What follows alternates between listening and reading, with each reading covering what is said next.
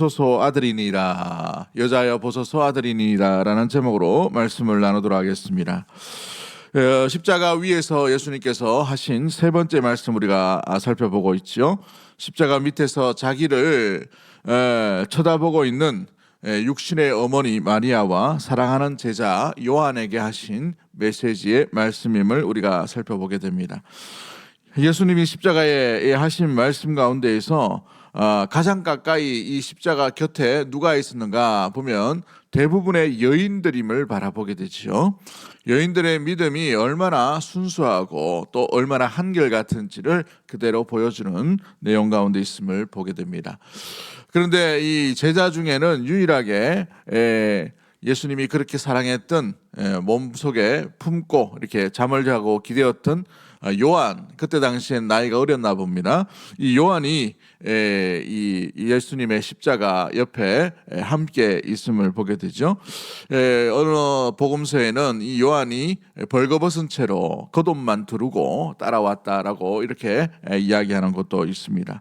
아무튼 우리가 읽지 않았지만 25절 말씀에 보면 예수님의 이 십자가 달리시는 그 참혹한 현장 가운데에 그 자리를 지켰던 여러 여인이 등장하죠. 25절 말씀을 잠깐 보면 그의 모친 마리아 이모, 또 클로바의 아내 마리아와 막달라 마리아, 이 네 여인이 울고 있었다라는 것을 알 수가 있게 됩니다. 이때 예수님이 울고 있는 여자를 이 어머니 이 마리아를 바라보면서 여자여 보소서 아들이니라라고 이렇게 말씀하시지요.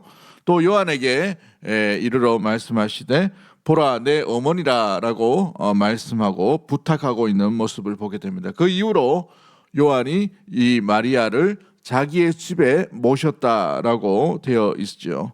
마리아는 예수님 때문에 극심한 고난을 겪었던 여인입니다.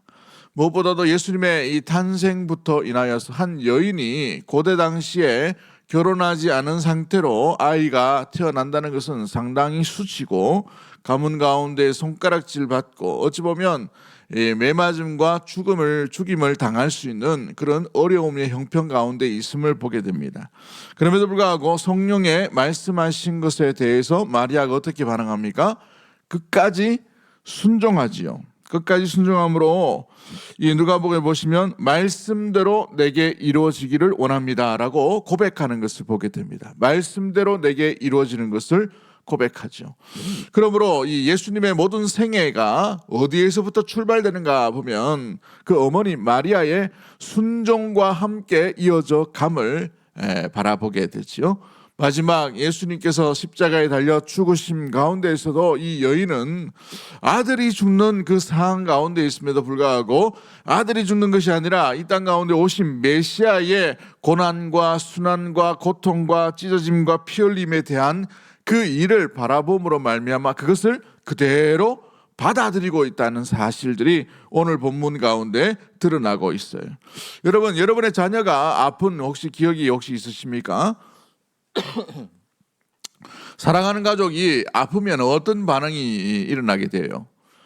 사랑하는 가족이 아프면은 대부분의 반응이 차라리 내가 아팠으면 라는 이런 절규와 아픔이 있을 것입니다.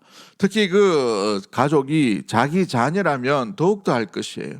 어린 자녀가 만약에 이 의료시설이 제대로 발달되지 않는 그 고대 가운데에 조그마한 열병, 조그마한 바이러스 하나라도 굉장히 목숨을 잃을 수 있는 상황이죠. 우리나라 이 조선시대에도 보면 10명의 자녀를 낳으면 3명은 죽게 되어 있어요. 3명은. 10명 중에 3명을 죽는다는 것은 어떤 가정은 더 많이 죽었겠지만 상당히 많이 죽음을 당하는 것을 우리 이 역사를 통해서 또 이 고대 가운데 의료시설이 제대로 되지 않음으로 말미암아 일어나게 되지요. 아무튼 이 고통과 아픔의 현실 가운데에 자기의 자녀가 저렇게 십자가에 달려 찢기고 절규하고 있고 피를 흘리고 고통당하고 있다는 것은 어머니로서는 참지 못할, 견디지 못할 아픔 가운데 있음을 말해주고 있습니다. 그 모든 고통을 다 몸소 경험하고 있다는 것이죠. 저도 어릴 때 열병이 걸려서 어머니가 자주 이제 그 뒷집에 있는 무허가 침집이 있었습니다. 무허가 침집이 있었는데 그 무허가 침집에 맨날 이렇게 덜쳐엎고 이게 뛰어다니면서 이게 고치려고 막 달려가셨던 이야기를 종종 하셨어요. 그래서 이제 뭐 벗은발로 뛰어가기도 하고 이제 그 침이 안 되면은 이제 그때 당시에는 뭐 제가 막내니까 죽을 수 있겠다 해서 열이 뭐 계속 올라가고 뭐 약도 안 듣고 이러니까 목사님이 오셔가지고 신방을 오셨어요. 토요일 날. 보통 토요일 날 잘 안 오시는데 토요일 오셔가지고 어떻게 이렇게 안수 한번 기도하시고 난 뒤에 뭔가 이제 어머니에게 확신이 있는 말씀을 주셨어요. 야, 내일 주일학교 옵니다 라고 하고 그냥 가셨어요. 무슨 마음으로 그렇게 하시는지 모르겠지만 그 일 있고 난 뒤에 제가 벌떡 일어나가지고 다음날 주일날 뛰어 올라와서 예배 드리고 왔다고 합디다. 하여튼 뭐 저는 모르겠습니다만 어머니가 그렇게 얘기하더라고요. 근데 이 얼마나 가슴 아프고 뭔가 할 수가 없는 그런 상황 가운데에 놓여 있다는 것은 부모로서 굉장한 고통과 아픔이 있음을 말해주고 있지요. 예수님이 십자가에 달려 죽는다, 피 흘린다라는 것은 다른 사람들, 제자들이나 이웃이나 예수님을 따랐던 사람들보다 더 극심한 수백 배, 수천 배, 수만 배, 수억 배의 고통을 겪고 있는 한 사람이 바로 이 마리아가 아닌가 생각이 되어지죠.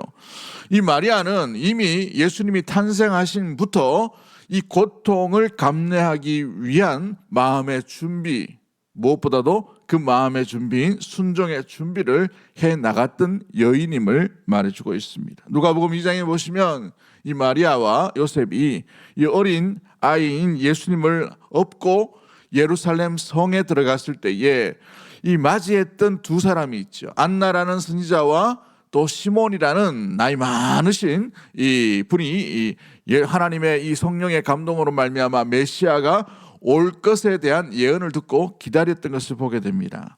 그런데 이 시몬이 예수님을 만나자마자 뭐라고 얘기합니까? 주제여, 이제 나를 놓아주실 때가 되었다라고 말합니다. 그토록 예수님, 메시아를 기다렸던 사람이 시몬이죠. 그런데 그 시몬이 예수님에 대한 예언을 하고 난 뒤에 곧바로 예수님을 안고 있는 여인이었던 마리아에게도 동일하게 마리아에 관한 예언을 하게 됩니다. 그 예언이 뭐예요? 칼이 너의 마음을 찌를 것이다 라고 되어 있어요. 칼이 너의 마음을 찌를 것이다. 이 아이가 자라며 기쁘고 감사하고 이 맏아들이지 않습니까? 맏아들임에도 불구하고 육체의 아들로서 여기는 것이 아니라 메시아가 오므로 말미암아 이 메시아를 자라가고 또 이 아름다운 이 공생의 삶 가운데 나아갈 때에 이 사역을 통해서 단 한 사람은 극심한 고통, 극심한 찢어짐, 극심한 아픔, 극심한 상함이 있을 것을 미리 예언해 놓았다는 것이에요. 그러므로 이 마리아의 모든 인생은 무엇보다도 그 말씀에 관해서 이루어지는 것을 볼 때에 여러분, 말씀이 이루어지는 것, 뜻이 이루어지는 것은 참 기쁜 일이고 감사한 일이고 영광스러운 일이고 놀라운 일이고 감탄사가 일어나는 일입니다만은 이 여인에게 있어서 이 이루어짐이란 어떤 일일까요? 절규요, 고통이요, 찢어짐이요, 아픔이요, 어떤 누구에게도 말할 수 없는 상함이 있는 것이 바로 이 말씀이 이루어져 감에 이 현상들을 받아들이고 있는 한 여인의 모습이겠지요.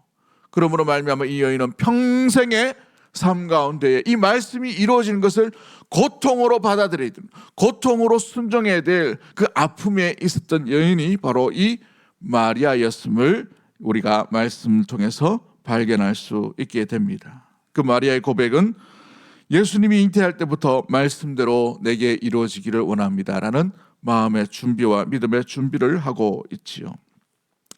육신의 모정을 끊는 이 고통을 넘어선다는 것은 인간의 힘으로는 불가능한 일이죠. 자기의 아들이 달려 있는데 누가 그냥 맨정신으로 그것을 맞이하고 바라볼 수 있는 사람이 누가 있겠어요? 우리가 이 육체에 이 사랑하는 사람이 중환자실에 들어가는 것 이 하나만 하더라도 얼마나 마음이 고통과 아픔이 있어요. 절규가 있죠. 그런데 이제 죽어가고 있다는, 죽는 것을 보고 있다는 것은 너무나도 큰 고통 가운데 있는 것을 보게 됩니다. 그와 같이 그 인생이 모든 것이 주의 말씀이 이루어짐에 대한 이 마리아가 순종의 훈련을 지금 하고 있다는 거예요. 칼이 그 마음을 찢는 그 상황들을 계속해서 이 여인이 받아들이고 있죠. 받아들임의 모습이 어떤 모습으로 드러납니까?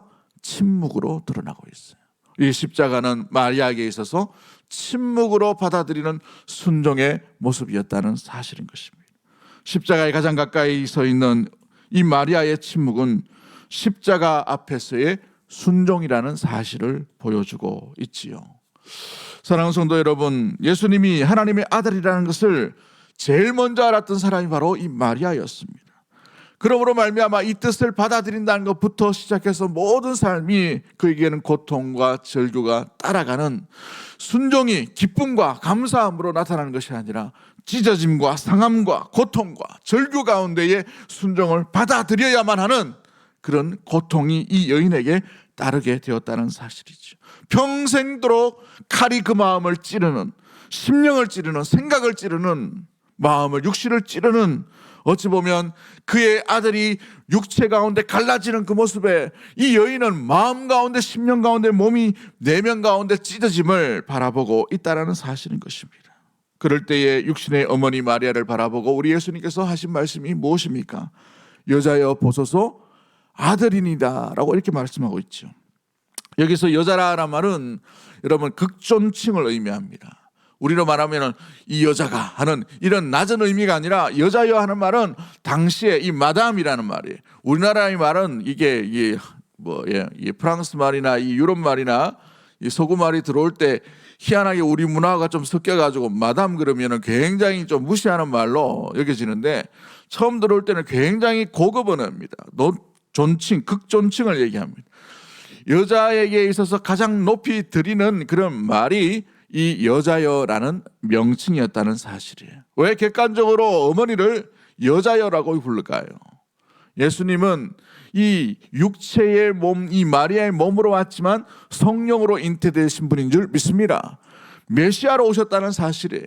지금 이 고통 가운데 십자가에 달리심은 메시아로서의 순환당하고 고난당한 하나님의 어린 양으로서의 죄를 대가를 치르기 위해 달리신 그 모습이라는 사실이죠.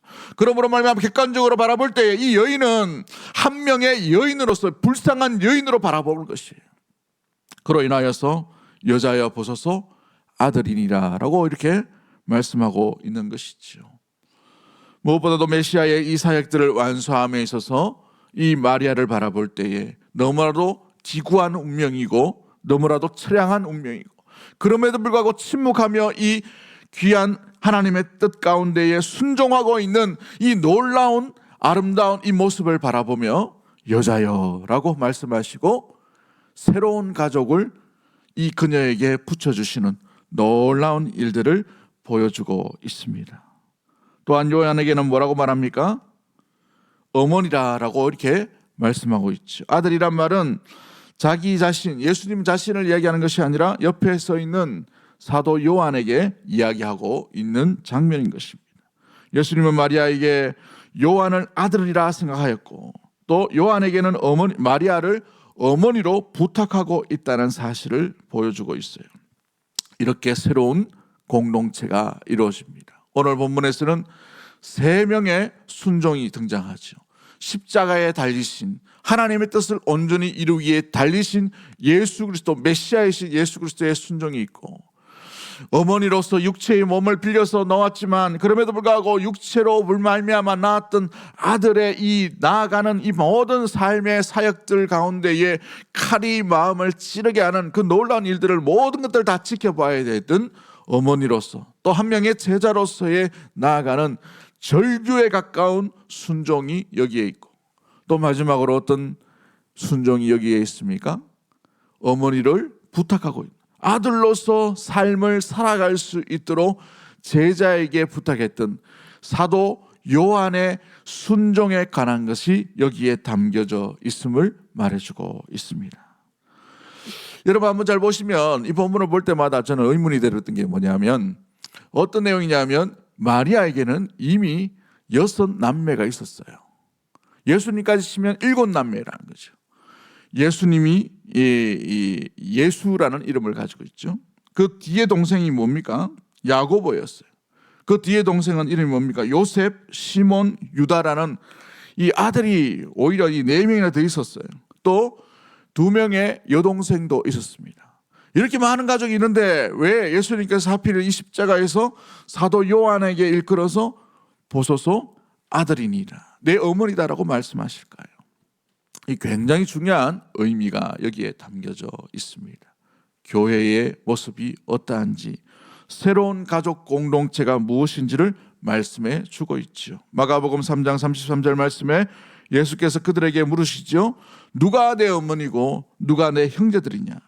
누구든지 하나님의 뜻을 행하는 사람이 바로 내 형제요, 내 자매요, 어머니다라고 말씀하십니다. 예수 그리스도의 그 보혈의 피로 말미암아 새로운 구성체, 새로운 존재, 새로운 관계, 새로운 공동체가 형성되어 있음을 말씀해 주고 있습니다. 이 새로운 공동체 가운데 가장 중요한 의미가 뭐예요? 진정한 가족은 하나님의 뜻으로 말미암아 하나 된 가족을 의미하고 있습니다. 진정한 교회는 한 가족으로서의 놀라운 의미를 가지고 있어요. 그 매개체는 바로 예수 그리스도의 보혈인 줄 믿습니다. 우리는 이 보혈 때문에 이 자리에 있는 줄 믿습니다. 우리가 좋아서, 아니면 우리가 취미로 모여서, 우리가 어떤 문화가 맞아서, 우리가 같은 지역이어서 모이는 것이 아니라 오직 예수 그리스도의 보혈로 말미암아 저와 여러분이 가족된 줄 믿습니다. 이 가족된 공동체가 무엇으로 형성되고 무엇으로 이루어지며 무엇으로 나가야 될지를 보여주고 있다는 사실이죠. 세 가지의 순종이 있었다고 말씀드리죠. 예수 그리스도의 순종이었습니다. 어머니로서 모든 것을 지켜봤던, 가장 먼저 말씀을 들었던 여인으로서의 순종이 있었어요. 그것은, 그 순종은 절규와 고통과 아픔이 있었다는 사실입니다. 또한 책임감이 있는 순종으로 말미암아 사도 요한에게 달하는 이 순종이 주어져 있는 것이 바로 새로운 공동체의 온전한 모습임을 말씀해 주고 있습니다. 그렇습니다. 가족 공동체, 새로운 공동체, 그리스도의 공동체, 그리스도의 몸인 새로운 공동체는 철저하게 고통 가운데 따르는 순종을 기반으로 말미암아 책임감이 따르는 이 귀한 순종으로 말미암아 세워지는 것이 교회인 줄 믿습니다. 이 교회의 공동체는 바로 그리스도의 희생과 순종으로 말미암아 세워진 것이요, 또한 누군가는 절규하며 고통스럽게 나아가는 그 고통 위에 세워진 공동체가 바로 교회 공동체예요. 책임감으로 말미암아 모든 이들을 섬겨야 되는 일들 가운데 따르는 것이 바로 귀한 생명의 공동체인 것입니다. 그러므로 말미암아 성령이 임하실 때에 사도행전 2장 43절과 47절 말씀에 뭐라고 되어 있습니까? 마음을 같이하여 뜻을 같이하고 떡을 떼며 기쁨과 순전한 마음으로 함께 성전에 있든지 집에 있든지 하나님을 찬미하고 라고 되어 있어요. 할렐루야. 이것이 바로 새로운 공동체의 형성인 줄 믿습니다. 오늘 우리가 세 번째에 예수님께서 말씀하신 새로운 가족을 이야기하는 것들이 무엇입니까? 단순한 효도, 단순한 섬김, 단순한 가족, 단순한 책임 전가를 의미하는 것이 아니라 철저한 그리스도의 순종이요, 철저한 절규 가운데 있는 한 여인의 순종이요, 모든 것을 떠안는 책임감 있는 순종으로 말미암아 새로운 공동체가 이어지고 세워지고 온전히 나아간다는 사실을 가운데 있음을 말해주고 있어요. 한 여인으로서의 이 마리아를 한번 보십시오. 캐톨릭에는 너무 마리아를 숭배해서 마리아 앞에 가서 절을 하고 마리아에게 기도를 하는 이 잘못된 일들이 일어나게 됐죠. 그로 말미암아 종교개혁이 일어남으로 말미암아 오히려 마리아를 오히려 무시하는 일들이 개신교 교회 안에 일어나고 있음을 보여주고 있습니다. 그러나 마리아는 무시해야 될 대상이 아니에요. 마리아의 순종을 보십시오. 그녀의 순종은 우리의 순종과는 다름을 보게 됩니다. 아들을 빼앗기고 절규하고 고통 가운데 있음에도 불구하고 처음부터 그 어린 여인이 태어남부터 칼이 그 마음 가운데 찌르는 그 현상 가운데 모든 것을 다 감내했던 수십 년의 세월을 함께 보냈던 것이 바로 이 마리아의 순종이었고, 십자가 위에 그 아들이 찢겨가는 그 모습을 바라봄에도 불구하고 침묵으로 나갔던 바로 이 순종이 이 여인에게 있었다는 사실입니다. 사도 요한을 보십시오. 그도 도망할 만한 그런 위치에 있었어요. 부끄럽고 창피하고 무섭고 도망해야 될 그런 상황 가운데 있음에도 불구하고 벌거벗은 채로 그리스도의 십자가 앞에 앉음으로 말미암아서 그 어머니를 끝까지 돌보는 것을 보게 되지요. 역사에 의하면 이 사도 요한은 밤모섬에 끌려가서 이 채석장에서 이 돌을 캐는 그런 작업을 하게 되었다고 합니다. 왜 글로 보냈냐면 그 전에 끓는 이 기름에다가 이 세례 요한을 죽이기 위해서 집어 던졌어요. 그런데 이 집어 던졌는데 너무 뜨겁다 보니까 몸이 그냥 펑 튀겨버렸어요. 펑 튀어서 수십 메달을 날아갔다고 합니다. 그래서 전신에 화상이 입게 되는 모습이죠. 얼마나 고통 가운데 있었어요. 안 죽으니까 밤모섬에 유배하게 되었습니다. 그래서 약 90살 정도 이렇게 사셨다고 이렇게 이야기합니다만은, 다시 돌아와서 이 반모섬에서부터 다시 돌아오고 난 뒤에 이 예수님께서 남기신 말씀처럼 끝까지 이 어머니 마리아를 자기 어머니로 자기 집에서 자기가 선교 여행을 떠나고 복음 전도 여행을 떠날 때 항상 모셨다고 되어 있어요. 지금 에베소에 가면 요한의 무덤이 있습니다. 그 요한의 무덤이 있는데 그 곁에 항상 그 어머니가 항상 같이 가셨다고 이렇게 전설로 기록되어 있는 것을 보게 되죠. 사랑하는 성도 여러분, 순종은 쉬운 것이 아니에요. 누가 순종이 쉽다라고 말합니까? 순종은 절규요 찢어짐과 고통 가운데 있다는 거예요. 메시아의 순종을 보십시오. 그 순종은 쉬운 순종이 아니에요. 그 육체의 어머니였던 마리아의 순종을 보십시오. 평생토록 마음에 칼을 안고 마음의 심령이 찔리는 그 고통 가운데서도 침묵하며 십자가를 온전히 맞이하고 있다는 거예요. 그 맞이함이 얼마나 고통이었겠습니까? 여러분, 순종은 책임감이 따르게 되어 있어요. 형편이 좋든지 좋지 않든지 간에, 그가 삶 가운데 건강하든지 건강하지 않든지 간에 처절하고 고통 가운데 있지만, 그럼에도 불구하고 이 순종은 무엇보다도 절규와 고통과 침묵 가운데에서도 온전히 나아갔던 것이 바로 이 십자가 위에서 세 번째 우리에게 주신 주님의 말씀 가운데 있음을 보게 됩니다. 새로운 공동체는 이 처절한 순종 위에 세워짐을 기억하고, 우리의 삶 가운데 이 공동체를 대할 때, 우리 이웃을 대할 때, 우리가 함께할 형제자매를 대할 때 어떤 모습으로 대해야 될지를 우리 스스로가 돌아볼 수 있는 우리 귀한 믿음의 모든 가족들이 되기를 주의 이름으로 간절히 축복합니다. 이 십자가는 내게 올 때 그냥 온 게 아니에요. 예수님의 찢기심에 그 순종이 있었고, 마리아의 이 처절한 고통 가운데 있음을 바라보게 되고, 이 공동체가 세워질 때에 사도 요한의 처절한 책임감 가운데 죽기까지 온전히 돌보는 온전한 순종 가운데 있음을 기억하며, 우리의 순종의 가벼움과 이 순종의 연약함으로 이 공동체를 바라보는 것이 아니라, 우리의 순종에서도 주 예수 그리스도를 따르는 온전한 모습들로 말미암아 주님이 기뻐하시고 주님이 인정하시는 놀라운 삶으로 이 고난주간 가운데 우리의 순종을 점검해 볼 수 있는 은혜, 우리 귀한 믿음의 모든 가족들이 되기를 주의 이름으로 간절히 축복합니다. 그렇습니다. 공동체는 이 처절한 공동체 순종 위에 세워져 있음을 기억하며, 이 순종 위에 우리 이 순종을 우리 역시도 온전히 이어가며 주님 앞에 영광 돌릴 수 있는 은혜의 우리 귀한 믿음의 모든 가족들이 되기를 주의 이름으로 간절히 축복합니다. 삶이 어렵죠. 힘들죠. 마음 가운데 고통이 있을 줄 압니다. 여러분 심령 가운데도 칼이 있을 줄 압니다. 세상이 주는 칼들, 세상 사람들이 손가락질하는 그 비웃음들, 여러 가지 어려움들이 여러분의 심령의 칼과 같이 여러분의 마음을 난도질한다 하더라도, 우리는 주의 뜻에 온전히 그 뜻의 마음과 몸과 심령과 나아가야 될 방향들을 온전히 정하며 주 예수 그리스도를 따르는 믿음의 모든 가족들이 되기를 주의 이름으로 간절히 축복합니다. 이 순종 가운데에는 책임감이 따른다고 되어 있어요.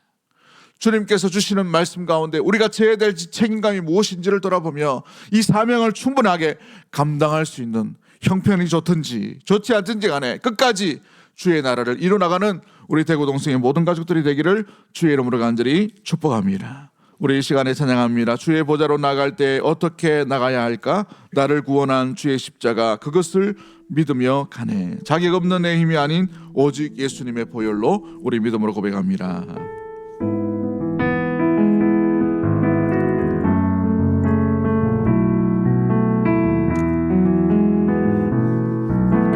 주의 보좌로 나갈 때 어떻게 나가야 할까?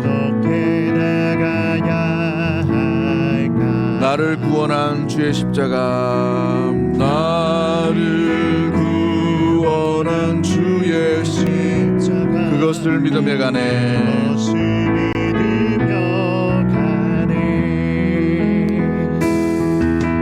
자격 없는 내 힘이 아니 오직 예수님의 보혈로, 오직 예수님의 보혈로, 자격 없는 내 힘이 아니, 자격 없는 내 힘이 아니 오직 예수님의 보혈로, 오직 예수님의 보혈로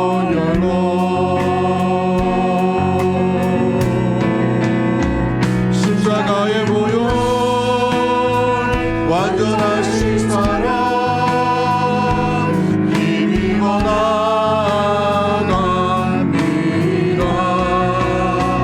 십자가의 보혈 완전하신 사랑 힘입어 예배하. 주의 보좌로 나갈 때에 나 여전히 부족하나 주의 보좌로 나갈 때에 나 여전히 부족하나. 나를 부르신 주의 그 사랑 나를 부르신 주의 그 사랑 그것을 믿으며 가네. 자격 없는 내 힘이 아닌 자격 없는 내 힘이 아닌 오직 예수님의 보혈로 오직 예수님의 보혈로 자격 없는 내 힘이 아닌 자격 없는 내 힘이 아닌 오직 예수님의 보혈로 오직 예수님의 보혈로 십자가의 보혈 완전하신 사랑 힘입어 나갑니다. 십자가의 보혈 완전하신 사랑 힘입어 예배합니다. 우리 이 시간에 다시 한번 우리의 십자가, 주님 우리를 위해 짊어지신 십자가를 한번 의미를 한번 되새겨보기를 원합니다. 그 십자가는 그냥 우리에게 주어진 것이 아니라 처절한 메시아 하나님의 아들이신 그분이 찢기심으로 말미암아 우리에게 주어졌다는 것을 기억하시기 바랍니다. 나를 위해 상하신 그 귀한 순종으로 말미암아 내 죄가 용서함을 받았다는 사실을 기억하고 그 의미를 잃어버리지 않도록 주님 인도하여 주옵소서. 철저하게 순종하신 메시아의 그 순종을 우리가 바라보아야 될 줄 믿습니다. 또한 한 여인의 인생을 한번 보십시오. 얼마나 기구합니까? 칼을 푼 무엇보다도 10년 가운데 찢어짐과 난도질 당하는 그 인생 가운데 그녀는 끝까지 순종으로 침묵함으로 나아갔은 것을 순종을 온전히 이루어감을 바라보게 됩니다. 곁에 섰던 사도 요한을 보십시오. 예수님의 그 말 한마디로 말미암아 그녀는 평생 가운데 그녀를 어머니로 모시는 책임감 있는 온전한 순종으로 이뤄나갔음을 바라보게 됩니다. 교회는 이와 같은 순종으로 세워져 가게 되어 있어요. 우리가 주의 몸된 교회를 대할 때에 어떤 순종함으로 나가는지, 주의 말씀에 우리는 어떤 모습들로 나아가는지 이 시간을 돌아보며 우리의 순종으로 말미암아 또한 주께서 걸어가신 그 순종처럼 주의 몸된 교회를 온전히 세워나갈 수 있도록 주님 인도하여 주옵소서. 또한 책임감 있는 그 순종으로 말미암아 주의 뜻을 이루었던 것처럼 우리의 순종으로 주의 뜻이 온전히 이루어지는 은혜의 이 고난주간, 또 우리가 묵상하는 그리스도의 십자가가 될 수 있도록 도와달라고 주신 말씀 생각하며 주여 한번 외치고 동성으로 기도하시다가 각자 기도하고 돌아가도록 하겠습니다. 주여